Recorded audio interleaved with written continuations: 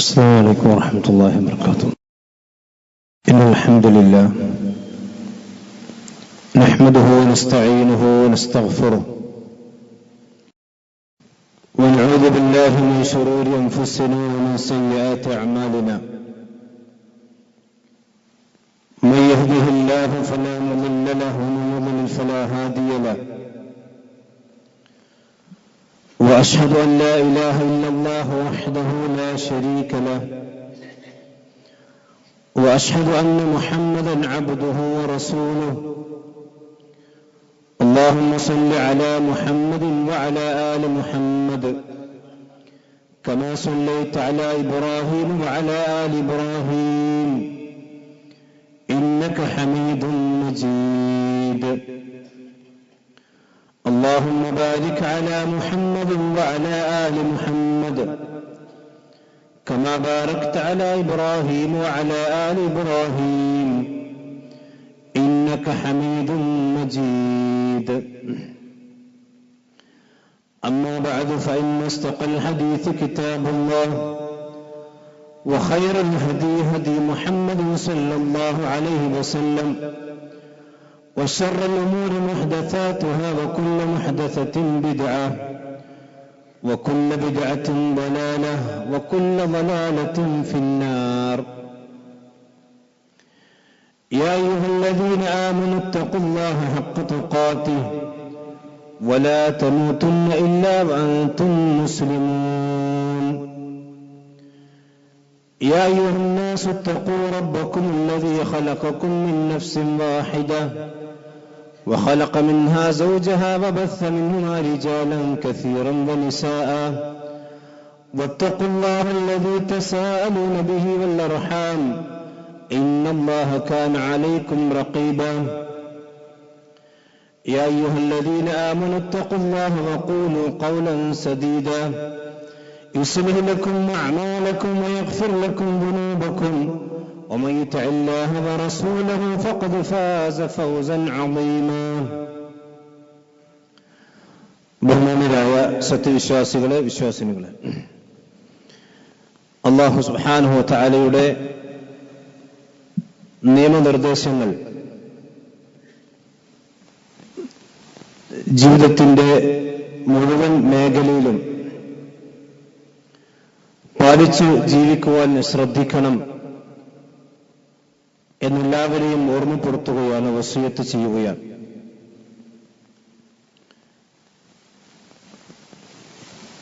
പരിശുദ്ധമായ മക്കയുടെ ചരിത്രവുമായി ബന്ധപ്പെട്ട ചില കാര്യങ്ങളാണ് കഴിഞ്ഞ ആഴ്ചയിൽ നാം മനസ്സിലാക്കിയത്.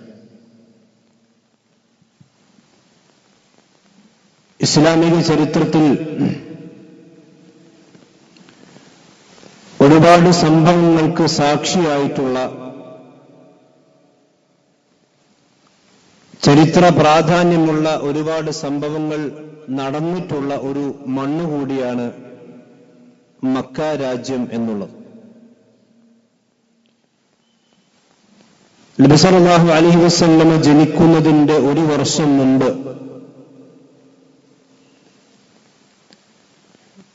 ചരിത്രത്തിൽ ഏറെ അറിയപ്പെട്ടിട്ടുള്ളൊരു സംഭവം മക്കയിൽ നടക്കുകയുണ്ടായി.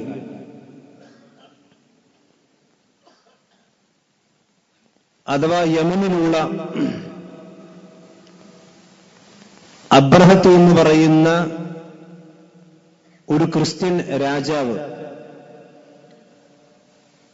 അയാൾ യമനിൽ ഒരു ആരാധനാലയം, ഒരു കനീസ ഉണ്ടാക്കുകയും അവിടെ ആരാധനയ്ക്ക് വേണ്ടി ആളുകളെ ക്ഷണിക്കുകയും ചെയ്തു. എല്ലാ ആളുകളും കഅബാലയത്തിലേക്ക്, മക്കയിലേക്ക് ആരാധനകളും ഹജ്ജുമൊക്കെ നിർവഹിക്കാൻ പോകുന്നത് കണ്ട് അസൂയ പൂണ്ട ഒരു ക്രിസ്ത്യൻ രാജാവായിരുന്നു അയാൾ. താനൊരു ദേവാലയം പണി കഴിപ്പിച്ചു. അൽ ഖുലൈസ് എന്ന് പറയുന്ന പേര് അതിന് കിട്ടു. പക്ഷെ ആരും ആ ഭാഗത്തേക്ക് തിരിഞ്ഞു നോക്കിയില്ല എന്ന് മാത്രമല്ല, പലരും ആ ദേവാലയത്തെ അപഹസിക്കുന്ന, പരിഹസിക്കുന്ന നിലപാടാണ് സ്വീകരിച്ചിട്ടുള്ളത്, പ്രത്യേകിച്ചും അറബികൾ. അതിൽ കോപാകുലനായ ആ മനുഷ്യൻ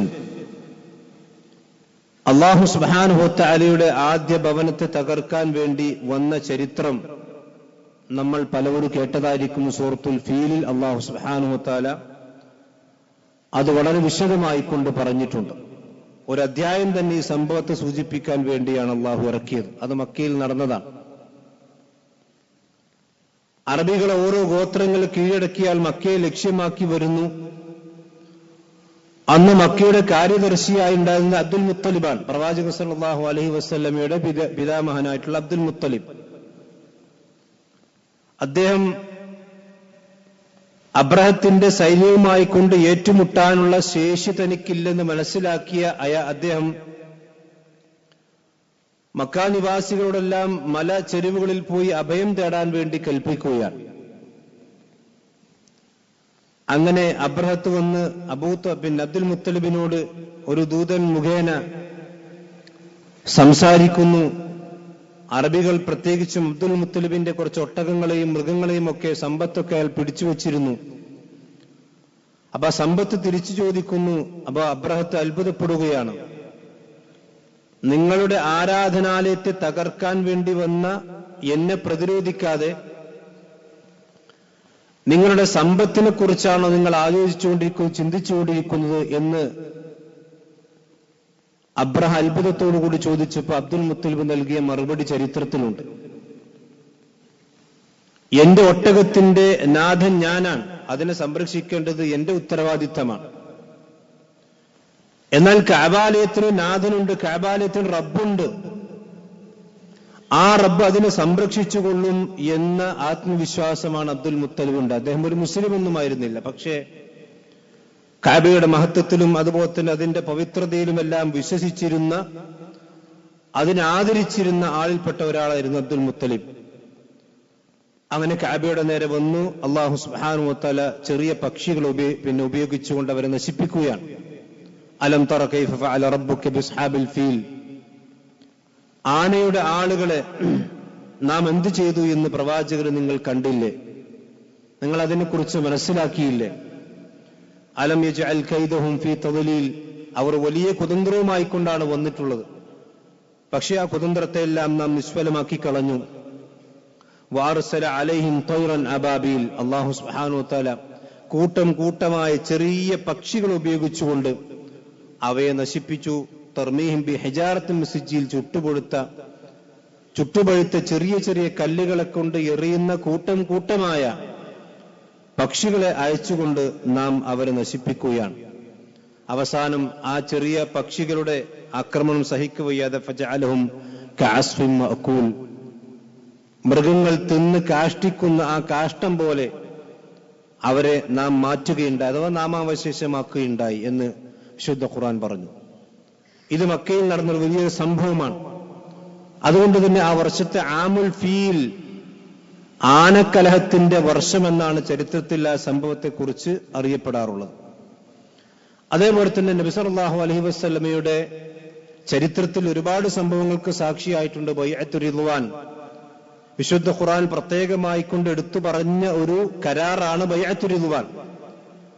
ഹിജ്റ 6-ാമത്തെ വർഷം നബി സല്ലല്ലാഹു അലൈഹി വസല്ലം ഉംറ ചെയ്യുമെന്ന്, തനിക്ക് ഉംറ ചെയ്യാൻ അവസരം കിട്ടുമെന്ന് പ്രവാചകൻ സ്വപ്നം കാണുകയും സഹാബത്തിനെയും കൂട്ടി പ്രവാചകൻ ഉംറയ്ക്ക് വേണ്ടി വരികയും ചെയ്തപ്പോൾ ഹുദൈബിയയിൽ വെച്ചുകൊണ്ട് മുശ്രിക്കുകൾ തടഞ്ഞു. അങ്ങനെ അവരുമായി കൊണ്ട് സംസാരിക്കാൻ വേണ്ടി നബി സല്ലല്ലാഹു അലൈഹി വസല്ലം ഉസ്മാൻ ബിൻ അഫ്ഫാൻ റളിയല്ലാഹു അൻഹുവിനെ മക്കയിലേക്ക് പറഞ്ഞയച്ചു. കുറച്ചു കഴിഞ്ഞതിന് ശേഷമാണ് ഒരു കിംവദന്തി മക്കയിൽ നിന്ന് വരുന്നു, ഒരു തെറ്റായ വാർത്ത. ഉസ്മാൻ ബിൻ അഫ്ഫാൻ റളിയല്ലാഹു അൻഹുവിനെ മുശ്രിക്കുകളായ ആളുകൾ വധിച്ചിരിക്കുന്നു, കൊന്നിരിക്കുന്നു. അതിൽ പ്രവാചകൻ സല്ലല്ലാഹു അലൈഹി വസല്ലം വലിയ കോപിഷ്ഠനായി. കാരണം ഒരു ദൂതനായി പറഞ്ഞയച്ച ആളെ വധിക്കുക എന്നുള്ളത് അത് കൊടും ചതിയാണ്. യഥാർത്ഥത്തിൽ ഉസ്മാൻ ബിൻ അഫ്ഫാൻ റളിയല്ലാഹു അൻഹു വധിച്ചിരുന്നില്ല, ഒരു തെറ്റായ വാർത്ത വന്നതാണ്. ആ സന്ദർഭത്തിൽ പ്രവാചകന് മരത്തിന്റെ ചുവട്ടിലേക്ക് മാറി നിന്നുകൊണ്ട് മരണത്തിന് ആരാണ് തനിക്ക് ബൈഅത്ത് ചെയ്യാനുള്ളത് എന്ന് പറഞ്ഞ് ആ മക്കയുടെ മണ്ണിൽ പ്രവാചകൻ നടത്തിയ ബൈഅത്താണ് ബൈഅത്തുർ റിദ്വാൻ. അതിൽ പങ്കെടുത്ത ആളുകൾ ഒരിക്കലും നരകത്തിലേക്ക് പ്രവേശിക്കുകയില്ലെന്ന് നബി സല്ലല്ലാഹു അലൈഹി വസല്ലം പറഞ്ഞിട്ടുണ്ട്. അതുപോലെ തന്നെ ബൈഅത്തുൽ അഖബ ഉടമ്പടി നടന്നിട്ടുണ്ട്. ഇതൊക്കെ മക്കയിൽ വെച്ചുകൊണ്ട് നടന്നതാണ്. ഇനി പ്രവാചകന്റെ കാലശേഷം പ്രവാചകന്റെ കാലശേഷവും മക്കയിൽ വലിയ വിപ്ലവങ്ങളും അതുപോലെ തന്നെ രക്തച്ചൊരിച്ചിലുകളും നടന്നിട്ടുണ്ട്. ഹിജ്റ 317 വർഷം ഫാത്തിമിയാക്കൾ എന്ന് പറയുന്ന ഷിയഈ വിഭാഗത്തിൽപ്പെട്ട അതിതീവ്രമായി ചിന്തിക്കുന്ന തീവ്രവാദികൾ അവർ കഅബക്ക് നേരെ വരികയും ആ കഅബയിലുള്ള ആളുകളെ ആക്രമിക്കുകയും അവരെ കൊന്നുകളയുകയും ഹജറുൽ അസ്വദ് അടക്കം മോഷ്ടിച്ചു കൊണ്ടുപോവുകയും ചെയ്ത സംഭവം ഹിജ്റ 4-ാം നൂറ്റാണ്ടിൽ ഉണ്ടായിട്ടുണ്ട്. ഏകദേശം ഒരു 1/4 നൂറ്റാണ്ട് കാലത്തോളം മക്ക രാജ്യത്ത് മക്കയിൽ കഅബയിൽ ഹജറുൽ അസ്വദ് ഇല്ലാത്തൊരു കാലഘട്ടം ഉണ്ടായിരുന്നു എന്ന് ചരിത്രത്തിൽ കാണാൻ കഴിയും. അങ്ങനെ ഒരുപാട് സംഭവങ്ങൾ മക്കയിൽ തന്നെ നടന്നിട്ടുണ്ട്. അതുപോലെ തന്നെ ഒരുപാട് പ്രളയങ്ങൾ മക്കയിൽ നടന്നു. അതുപോലെ കഅബാലയത്തിനും ഹജറുൽ അസ്വദ് പോലും മൂടിപ്പോകുന്ന തരത്തിലുള്ള പ്രളയങ്ങൾ പ്രത്യേകിച്ചും ഹജ്ജിന്റെ ഒക്കെ സന്ദർഭങ്ങളിൽ തന്നെ ഉണ്ടായതായിക്കൊണ്ട് ചരിത്രത്തിൽ കാണാൻ കഴിയും. മക്കയെ സംബന്ധിച്ചിടത്തോളം ഈ പറയപ്പെട്ട ചരിത്രത്തെക്കാളൊക്കെ ശ്രേഷ്ഠകരമായ ഒരു കാര്യം അവിടെയാണ് മുസ്ലിമീങ്ങളെ സംബന്ധിച്ചിടത്തോളം പരിശുദ്ധമായ ഹജ്ജ് കർമ്മം നടക്കുന്നത് എന്നുള്ളതാണ്. ആ നാട്ടിലേക്ക് ഹജ്ജ് കർമ്മം നിർവഹിക്കാൻ വേണ്ടി വരാൻ വേണ്ടിയാണ് ഇബ്രാഹിം നബി അലൈഹി സ്വലാത്തു വസ്സലാം ആ കഅബയുടെ അടുത്ത് വെച്ചുകൊണ്ട് വിളിയാളം നടത്തിയിട്ടുള്ളത്. ആ വിളി പ്രവാചകൻ സല്ലല്ലാഹു അലൈഹി വസല്ലം ആവർത്തിച്ചു. അതുകൊണ്ട് തന്നെ ആ നാട്ടിലേക്കാണ് ഹജ്ജിന് വേണ്ടി ആളുകൾ ചെല്ലേണ്ടത്. വലില്ലാഹി അലന്നാസി ഹജ്ജുൽ ബൈത്ത്, ആ കഅബാലയത്തിന്റെ അടുക്കൽ പോയിക്കൊണ്ട് ഹജ്ജ് നിർവഹിക്കണം. മനിസ്തതഅ അലൈഹി സബീല, അതിലേക്ക് വഴി എളുപ്പമായി കിട്ടിയ എല്ലാവർക്കും അത് നിർബന്ധമാണ്. ആ വിളിയാളം കേട്ടുകൊണ്ട് ആ ലോകത്തിന്റെ വിവിധ ഭാഗങ്ങളിൽ നിന്ന് ആളുകൾ ആ മക്കയെ ലക്ഷ്യമാക്കിക്കൊണ്ട് നടന്നു പോകുന്നു, അല്ലെങ്കിൽ പിന്നെ മക്കയെ ലക്ഷ്യമാക്കിക്കൊണ്ട് യാത്ര തിരിച്ചുകൊണ്ടിരിക്കുന്നു. എന്നാൽ വമൻ കഫറ, ഇനി ആരെങ്കിലും അതിന് കഴിവുണ്ടായിട്ടും അത് ചെയ്യാതെ അത് നിഷേധിക്കുകയാണെങ്കിൽ ഫഇന്നല്ലാഹ ഗനിയുൻ അനിൽ ആലമീൻ, അള്ളാഹുവിനെ സംബന്ധിച്ചിടത്തോളം ലോകരുടെ ഒരു ഇബാദത്തും അള്ളാഹ്ക്ക് ആവശ്യമില്ല. ഒരാളുടെ ഹജ്ജും ഉംറയും ബലിയും നിസ്കാരവും നോമ്പും സക്കാത്തും ഒന്നും പടച്ചവൻ ആവശ്യമില്ല. അതൊക്കെ ചെയ്യാൻ, അള്ളാഹുവിന് ഇബാദത്തുകൾ ചെയ്യാൻ, അള്ളാഹു സുബ്ഹാനഹു വ തആലക്ക് സുജൂദുകൾ ചെയ്യാൻ മനുഷ്യരില്ലാത്ത എത്രയോ കോടാനുകോടി ജീവജാലങ്ങൾ ഭൂമിയിൽ തന്നെയും വാനലോകത്തുമുണ്ട്. നബി സല്ലല്ലാഹു അലൈഹി വസല്ലം ഹദീസിൽ കാണാം, അതത്തിസ് സമാഉ, ആകാശം കനം തൂങ്ങാറായിരിക്കുന്നു മലക്കുകളുടെ സുജൂദ് കൊണ്ട്. എന്ന് പറഞ്ഞാൽ ഒരു മനുഷ്യന്റെ ഒരു ചാൺ, ഒരു ദിറാ, അഥവാ ഒരു ചെറിയൊരു ചാണിന്റെ സ്ഥലം പോലും ആകാശത്ത് ബാക്കിയില്ല. ഇല്ല വൽ മലക്കു സാജിദും ഫിഹ, ആ സ്ഥലത്തൊക്കെ ഓരോ മലക്കളും സുജൂദിലായിക്കൊണ്ടിരിക്കാൻ. അള്ളാഹു സുബ്ഹാനഹു വ തആലക്ക് വേണ്ടി സുജൂദുകൾ അർപ്പിക്കുന്ന മലക്കുകൾ വാനലോകത്ത് 7 വാനങ്ങളിലും അള്ളാഹുവിന് വേണ്ടി മലക്കുകൾ സുജൂദിൽ വീണുകൊണ്ടേയിരിക്കുകയാണ്. അപ്പൊ നമ്മുടെ ഈ ഭൂമിയിൽ ഏതെങ്കിലും ഒരു മനുഷ്യൻ ഹജ്ജ് നിർബന്ധമായിട്ടും ഹജ്ജ് ചെയ്യാതിരുന്നാൽ അതിൽ പടച്ചവന് യാതൊരു നഷ്ടമില്ല, അവന്റെ നഷ്ടം അവന് തന്നെയാണ്.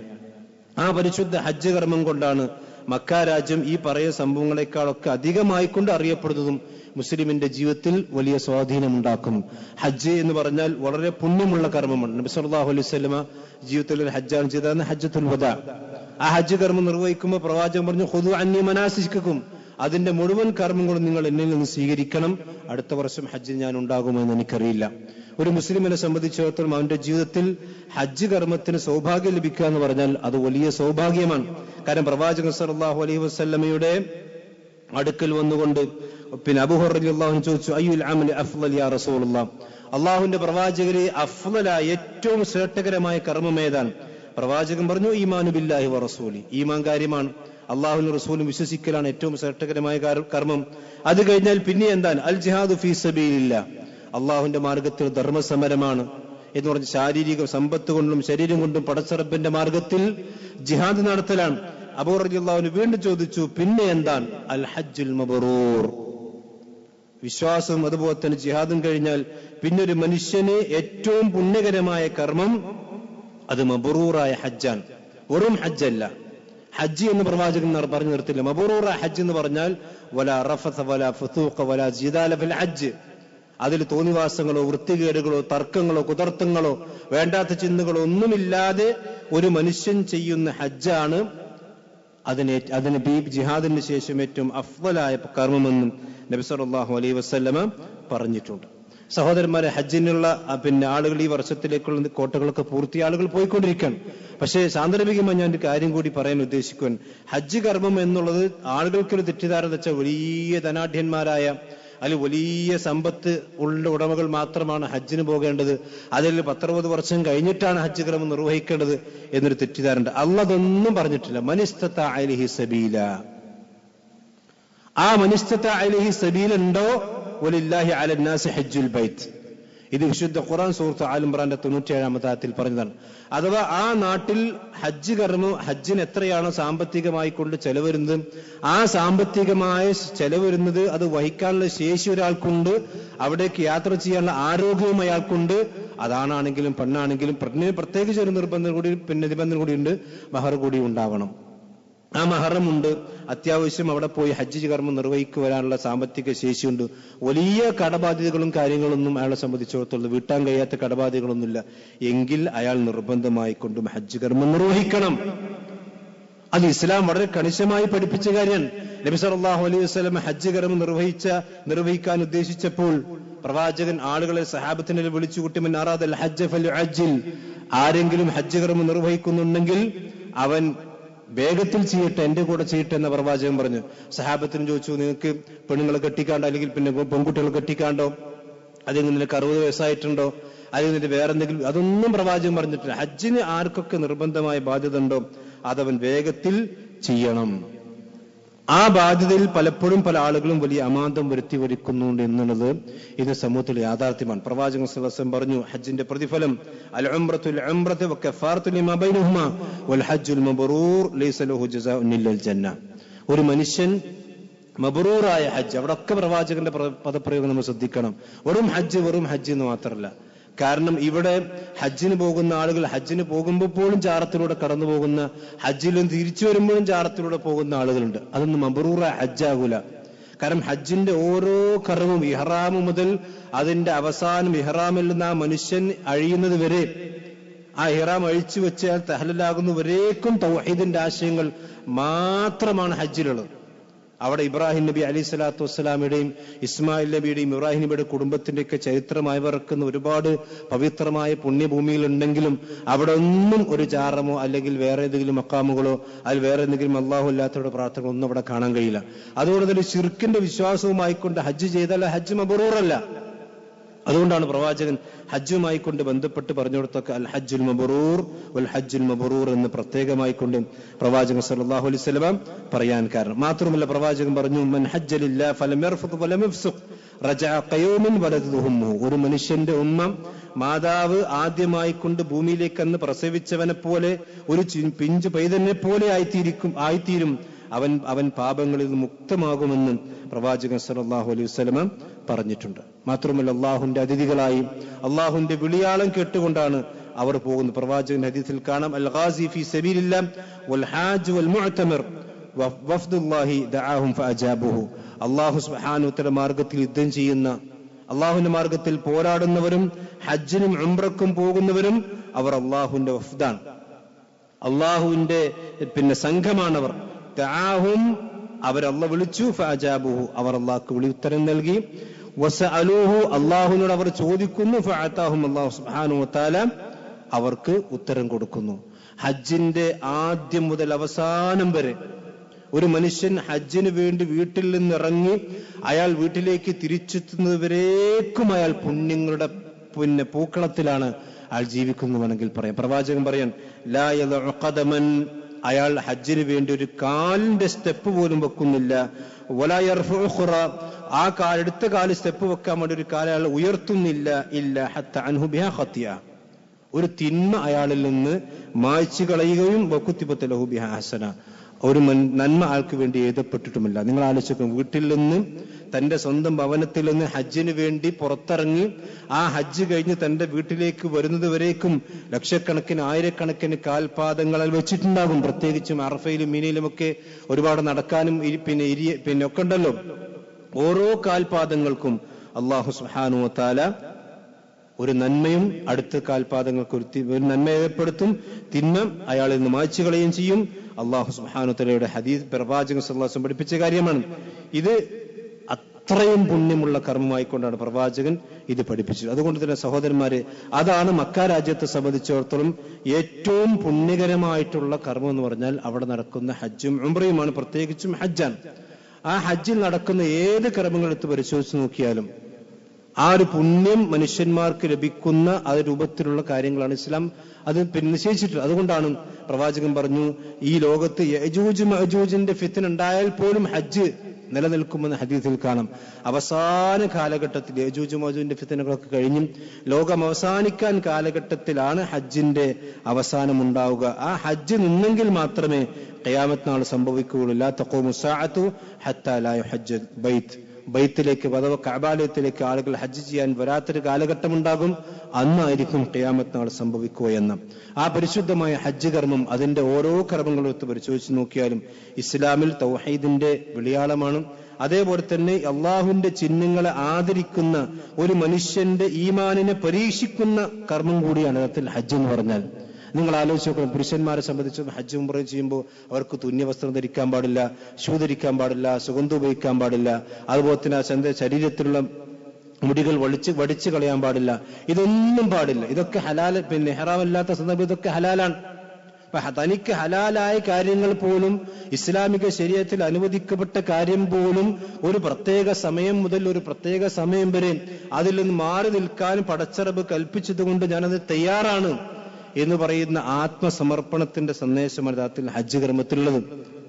ആ ഹജ്ജ് കർമ്മം കഴിഞ്ഞ് വന്നൊരു മനുഷ്യൻ പിന്നെ അതിന് തയ്യാറല്ല എന്ന് പറയുമ്പോൾ, അല്ലെങ്കിൽ ഹജ്ജ് ഉംറയും കഴിഞ്ഞ് ആ ഹജ്ജിൽ പടച്ചവന്റെ കൽപ്പനകൾക്കൊക്കെ കീഴൊതുങ്ങി അള്ളാഹ് പറഞ്ഞതുപോലെ കേട്ടൊരു മനുഷ്യൻ, ജീവിച്ചൊരു മനുഷ്യൻ, അത് കഴിഞ്ഞാൽ പിന്നെ അതെനിക്ക് ബാധകല്ല എന്ന് പറയുന്നത് ശരിയല്ലല്ലോ. അതുകൊണ്ടാണ്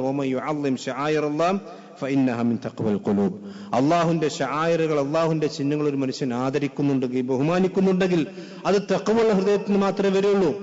അവിടെ ഹജർ അസ്വദ് ഉണ്ട്, സംസം ഉണ്ട്, മഖാം ഇബ്രാഹിം ഉണ്ട്, കഅബണ്ട്, തവാഫുണ്ട്, ഹത്തീമുണ്ട്, എന്നാൽ ഹജർ ഇസ്മായിൽ ഉണ്ട്, സഫാ മർവ, അതുപോലെ തന്നെ പിന്നെ മശായിറുകളുണ്ട്. ഇങ്ങനെ ഒരുപാട് കാര്യങ്ങൾ അവിടെ ഉണ്ട്. അതൊന്നും ബുദ്ധിയോട് ചിന്തിച്ചാൽ ചിലപ്പോൾ കിട്ടിക്കോളുന്നില്ല. സാധാരണ ഒരു വീടിന്റെ ചുറ്റും ഒരു മനുഷ്യൻ 7 വട്ടം ചുറ്റുക. അതിനും ആദ്യത്തെ തവണ ചുറ്റുമ്പോൾ തന്റെ വലത്തെ കൈയിന്റെ മസിൽ പുറത്തേക്കാക്കിക്കൊണ്ട് ചുറ്റണം. ഇതൊക്കെ ഇസ്ലാം പഠിപ്പിച്ച, ഇതിലൊക്കെ എന്താ യുക്തി? ആ ആദ്യത്തിൽ അതിൽ ആദ്യത്തെ 3 തവണ പുരുഷന്മാർ അവിടെ കൈത്തണ്ട പുറത്തേക്ക് ചുറ്റണമെന്ന് പറഞ്ഞത് മക്കയിലെ മുശ്രിക്കുകളെ കാണിക്കാൻ വേണ്ടിയായിരുന്നു.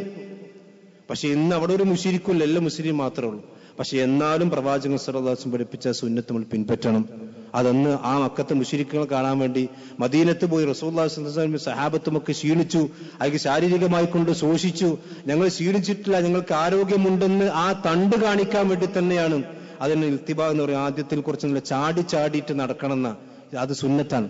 അത് ഹജ്ജിലാണെങ്കിലും ഉംറയിലാണെങ്കിലും അത് ആ മുശ്രിക്കുകളെ കാണിക്കാൻ വേണ്ടി തന്നെ ചെയ്തതാണ്. പക്ഷെ ഇന്ന് അവിടെ ഒറ്റ മുശ്രിക്കില്ല, എന്നാലും അത് ചെയ്യൽ സുന്നത്താണ്. അതെന്താ അപ്പൊ അങ്ങനെ? അതങ്ങനെയാണ് ദീന്റെ കാര്യങ്ങൾ. അത് മനസ്സിലാക്കി അത് ഉൾക്കൊണ്ട ആളുകൾക്ക് മാത്രമേ ഈമാനോട് ഹജ്ജ് ചെയ്യാൻ വേണ്ടി സാധിക്കുകയുള്ളൂ. മാത്രമല്ല, വിശ്വാസികളെ സംബന്ധിച്ചിടത്തോളം അവർ ഏത് നാട്ടിൽ നിന്ന് വന്നവരാണെങ്കിലും ഏത് ഭാഷ സംസാരിക്കുന്നവരാണെങ്കിലും അവരെ പൂർണ്ണമായ ഐക്യം, ഒരേ വാചകമാണ് അവർ പറഞ്ഞുകൊണ്ടിരിക്കുന്നത്, ഒരേ കർമ്മമാണ് ചെയ്തുകൊണ്ടിരിക്കുന്നത്. പ്രവാചകൻ പറഞ്ഞല്ലോ,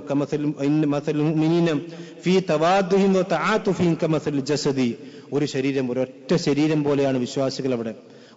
ഒരാൾക്കും ബുദ്ധിമുട്ടുണ്ടാക്കാതെ, അല്ലെങ്കിൽ ഒരേ വസ്ത്രം ധരിച്ച് ഒരേ വാചകം ഉരുവിട്ടുകൊണ്ട് പ്രവാചകൻ പറഞ്ഞു, ഒരു മനുഷ്യൻ, വിശ്വാസികൾ എന്ന് പറഞ്ഞ ഒരു ശരീരം പോലെയാണ്.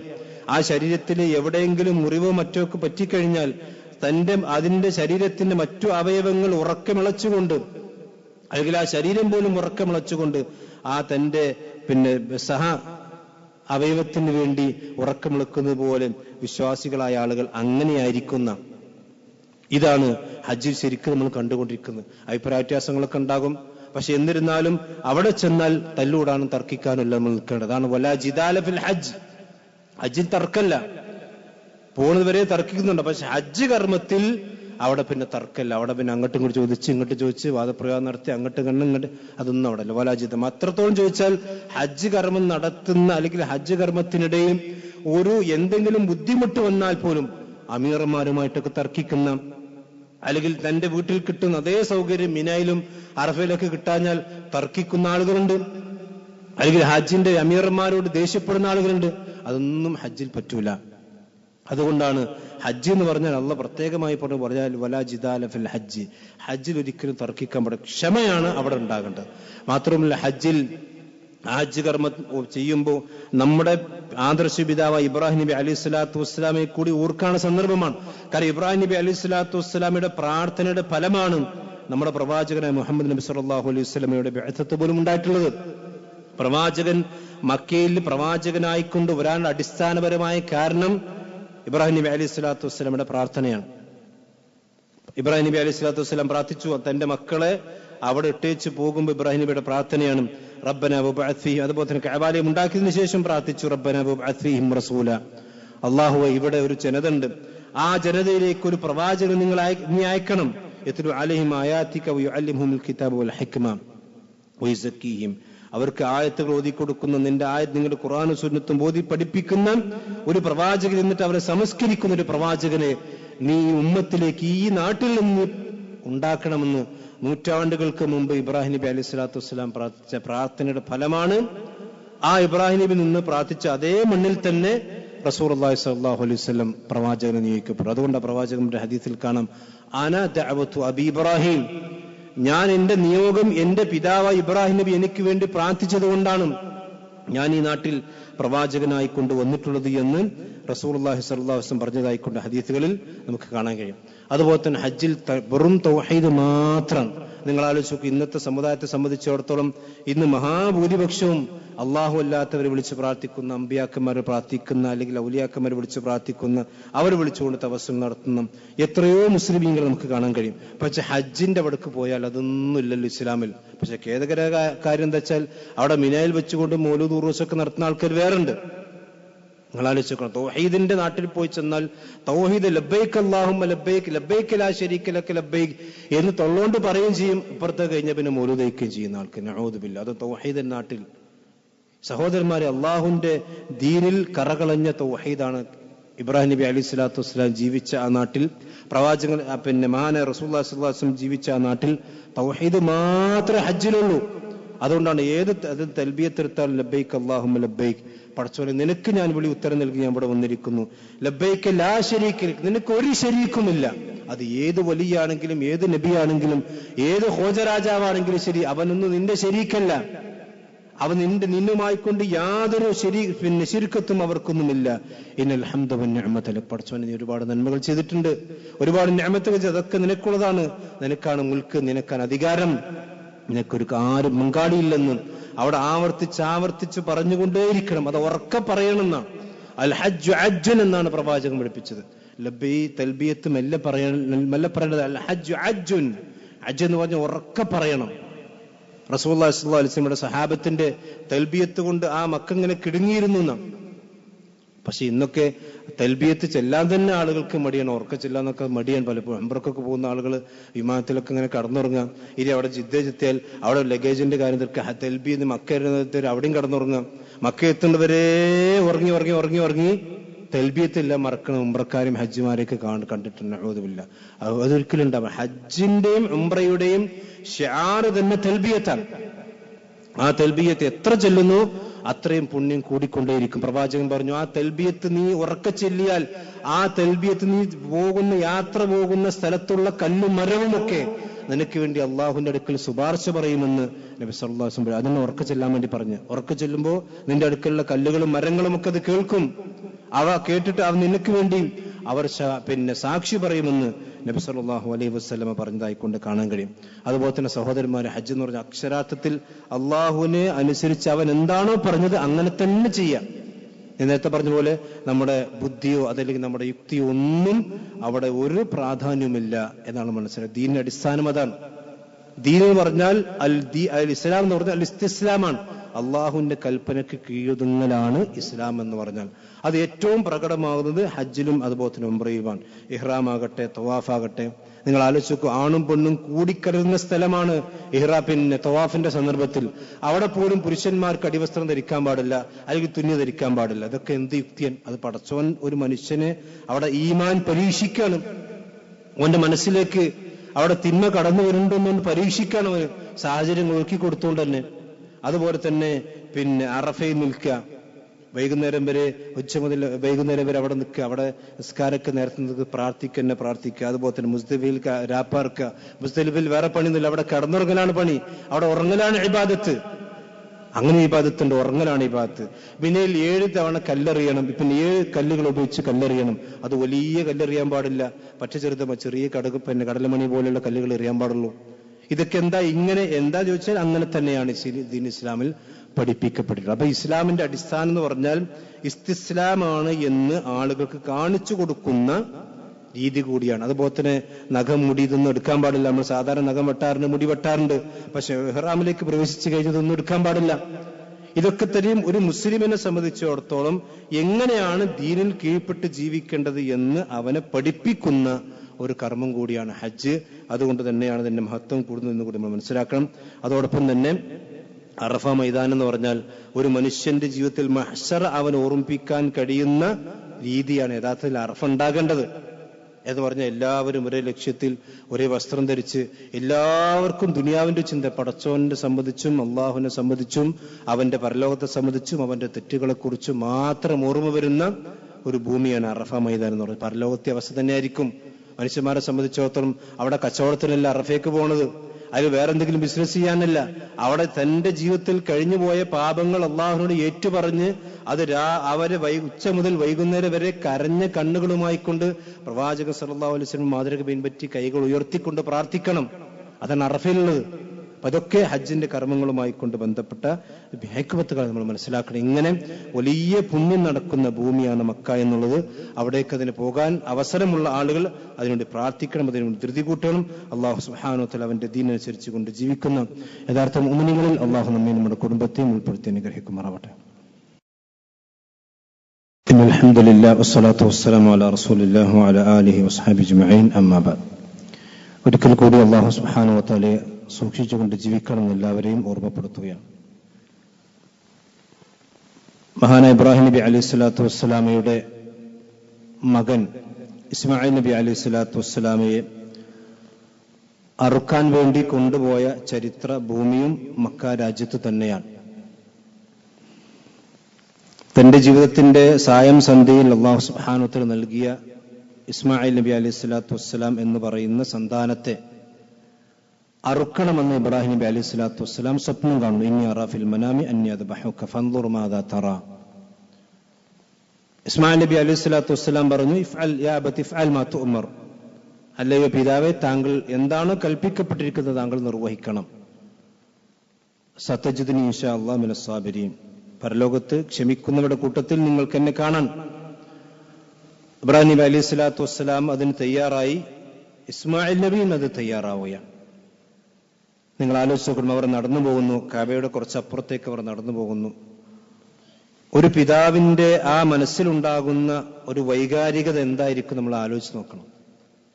ഫലമ്മ ബലഅ മഅ സഅയ എന്നാണ് ഇബ്രാഹിം വിശുദ്ധ ഖുർആൻ അതിനെപ്പറ്റി പറഞ്ഞിട്ടുള്ളത്.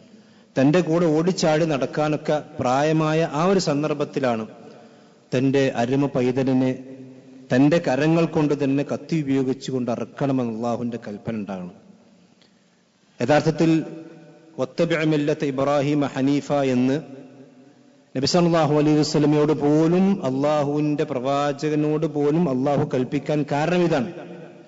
അള്ളാഹു ഒരു കാര്യം പറഞ്ഞാൽ അതിൽ പിന്നെ നോക്കാൻ പാടില്ല മറ്റൊന്നും. അത് സ്വന്തം മകനെ അറുക്കണം എന്ന് പറഞ്ഞപ്പോൾ അതിന് തയ്യാറായി ഒരു മനസ്സ് പോലും ഒരു പതർച്ച പോലും ഇല്ലാതെ. കാരണം പടച്ചവനല്ലേ പറഞ്ഞത്, അള്ളാഹു തന്ന സന്താനമാണ്. നിങ്ങൾ ആലോചിച്ച് നോക്കണം, അങ്ങനെ കൊണ്ടുപോകുന്ന ആ സന്ദർഭത്തിൽ ഇബ്രാഹിം നബി അലൈഹി സ്വലാത്തു വസ്സലാമയുടെ ഒരു പിതാവെന്ന നിലക്ക് നമ്മളും ചിന്തിച്ചു നോക്കൂ. അങ്ങനെ ഫലമ്മ തല്ലഹുൽ ജബീൻ, അവർ രണ്ടുപേരും ആ അറുക്കാൻ വേണ്ടി തയ്യാറായി. തന്റെ അരുമ സന്താനത്തിന്റെ മുഖം അപ്പുറത്തേക്ക് തിരിച്ചു കിടത്തുമ്പോഴാണ് അള്ളാഹുവിന്റെ വെളിയാളം ഉണ്ടാകുന്നത്. അനാദൈനാഹു യാ ഇബ്രാഹിം, ഇബ്രാഹിം എന്ന് അള്ളാഹു സുബ്ഹാനഹു വ തആല വിളിക്കുകയും അതിന് പകരമായിക്കൊണ്ട് ഒരു ദുബിഹിൻ അളീം, ഒരു മൃഗത്തെ ബലിയെറുക്കാൻ വേണ്ടി അള്ളാഹു കൊടുക്കുകയും ചെയ്തു. ഇതിന്റെ ഒരു സ്മരണ പുതുക്കുന്നതിന് വേണ്ടി തന്നെയാണ് അള്ളാഹു സുബ്ഹാനഹു വ തആല നമുക്ക് ഹജ്ജിലാണെങ്കിലും ഹജ്ജിൽ ബലികർമ്മമുണ്ട്. അതിൽ ഹജ്ജ് കർമ്മമില്ലാത്ത ആളുകൾക്ക് ഉളുഹിയ്യത്ത് എന്ന് പറയുന്ന മഹത്തായ പുണ്യമുണ്ട്. ഇൻഷാ അല്ലാഹ് വിശദമായിട്ട് ഞാൻ അടുത്ത ആഴ്ച വിശുദ്ധന്റെ ഹക്കമകളെ സംബന്ധിച്ച് വിശദമായി പറയാം. ഇപ്പത് പറയുന്നത് വെച്ചാൽ ഉളുഹിയ്യത്തിന് വേണ്ടി ഒരുങ്ങാനുള്ള ഒരു മാനസിക തയ്യാറെടുപ്പിന് വേണ്ട സമയമാണ്. ഇതും നമ്മൾ മനസ്സിലാക്കേണ്ടത്, ഉളുഹിയ്യത്ത് എന്ന് പറഞ്ഞാൽ നാട്ടിലുള്ള വലിയ പൈസക്കാർ മാത്രം നിർവഹിക്കേണ്ട ഒരു കർമ്മമല്ല. അതുകൊണ്ടാണ് ഇസ്ലാം ആ കർമ്മത്തെ ലഘൂകരിച്ച് ഒരു ഉരുവിൽ, അഥവാ അത് 4 വലിയ മൃഗങ്ങളാണെങ്കിൽ പോത്തോ അതുപോലെ തന്നെ സംഗതികൾ അതുപോലുള്ള മൃഗങ്ങളാണെങ്കിൽ 7 ആളുകൾക്ക് വരെ, അത് ഒട്ടകമാണെങ്കിലും ഒക്കെ 7 ആളുകൾക്ക് വരെ അതിൽ ഷെയർ ചേരാം എന്ന് ഇസ്ലാം പഠിപ്പിക്കാൻ കാരണം എന്താ വെച്ചാൽ ആ ഉളുഹിയ്യത്തിൽ കൂടുതൽ ആളുകൾ പങ്കെടുക്കാൻ വേണ്ടിയാണ്. അത് പങ്കെടുക്കാനുള്ളൊരു മനസ്സ്, മാനസികമായിക്കൊണ്ട് ഒരു മനസ്സ് നമുക്കുണ്ടെങ്കിൽ ഇൻഷാ അല്ലാഹ് നമുക്കതിന് സാധിക്കും. ഏറി വന്നാൽ ഒരു 10,000 രൂപയുടെ താഴെ സാധാരണയായിട്ട് ഉണ്ടാകാറുള്ളൂ. കൃത്യമായിട്ട് ഇൻഷാ അല്ലാഹ് പിന്നീട് നമുക്ക് വിശദീകരിക്കാം എത്രയാണ് ഈ മഹലിലുള്ള ഓഹരികൾ വിശദമായിട്ട് പറയാം. ഞാൻ പറഞ്ഞത് വെച്ചാൽ സംഖ്യ എത്ര എന്നുള്ളതല്ല, അതിനുവേണ്ടി നമ്മൾ മാനസികമായിക്കൊണ്ട് ഒരുങ്ങിയിട്ടുണ്ടോ അല്ലേ. ഉളുഹിയ്യത്തൊക്കെ അത് മൂപ്പര് നടത്തിക്കോളും, അങ്ങനല്ല. നമ്മൾ ഒരു വർഷത്തിൽ ഒരു 10,000 രൂപയിൽ താഴെ നമുക്ക് അള്ളാഹുവിന്റെ മാർഗത്തിൽ നടത്താൻ കഴിയുന്നില്ലെങ്കിൽ അത് നമ്മുടെ മനസ്സ് എല്ലാ ആൾക്കും കഴിഞ്ഞോളെന്നല്ല, ഞാൻ കഴിയാത്ത ആളുകളെ പറ്റിയല്ല പറയുന്നത്. അതേപോലെ പലപ്പോഴും സമൂഹത്തിൽ അതിന് കഴിവുണ്ടായിട്ടും അതിനെക്കുറിച്ച് ചിന്തിക്കാത്തവരുണ്ട്. കഴിവുണ്ടായിട്ടും അതിനെക്കുറിച്ച് ചിന്തിക്കാത്തവർ സമൂഹത്തിലുണ്ട്. ഒരു ഷെയറെങ്കിലും കൂടാതെ ഒറ്റയ്ക്ക് അറുക്കാൻ കഴിയുന്നവർ അങ്ങനെ അറുക്കട്ടെ, അത് വലിയ പുണ്യമുള്ള കാര്യമാണ്. അല്ലെങ്കിൽ ഷെയർ കൂടിയിട്ടെങ്കിലും അതിനുവേണ്ടി അറുക്കാനുള്ള ഒരു മാനസികമായ തയ്യാറെടുപ്പ് കൂടി നമ്മൾ ഇവിടെ നടത്തണം എന്ന് ഞാൻ ഈ സന്ദർഭത്തിൽ ഓർമ്മിക്കുവാൻ വിശദമായിട്ട് വെച്ചാൽ നമുക്ക് അടുത്ത ആഴ്ച വിശദീകരിക്കാം. അല്ലാഹു സുബ്ഹാനഹു വ തആല അവന്റെ ദീൻ കൂടുതൽ പഠിക്കാനും മനസ്സിലാക്കാനും നമുക്കെല്ലാം തൗഫീഖ് നൽകുമാറാവട്ടെ. അവന്റെ ദീൻ അനുസരിച്ചുകൊണ്ട് ജീവിക്കുന്ന യഥാർത്ഥ മുഅ്മിനീങ്ങളിൽ അല്ലാഹു നമ്മെ നമ്മുടെ കുടുംബത്തെയും ഉൾപ്പെടുത്തുമാറാവട്ടെ. നമ്മൾ നിറഞ്ഞും അറിയാതെയും വന്നുപോയിട്ടുള്ള മുഴുവൻ തെറ്റുകുറ്റങ്ങളും അല്ലാഹു നമുക്കെല്ലാം പുറത്തു നൽകുമാറാവട്ടെ. നമ്മളിത് മരണപ്പെട്ടുപോയ നല്ലവരായ നമ്മുടെ മാതാപിതാക്കൾ, നമ്മുടെ കുട്ടുകുടുംബങ്ങൾ അല്ലാഹു സുബ്ഹാനഹു വ തആല അവർക്കെല്ലാം സ്വർഗ്ഗം നൽകി ആദരിക്കുമാറാവട്ടെ. അവരെ നമ്മെ നാളെ ജന്നാത്തുൽ ഫിർദൗസ് അല്ലാഹു ഒരുമിച്ച് കൂട്ടുമാറാവട്ടെ. اللهم اغفر للمؤمنين والمؤمنات والمسلمين والمسلمات. اللهم اعز الاسلام والمسلمين واذل الشرك والمشركين. ربنا تقبل منا انك انت السميع العليم وتب علينا انك انت التواب الرحيم. امين امين برحمتك ارحم الراحمين.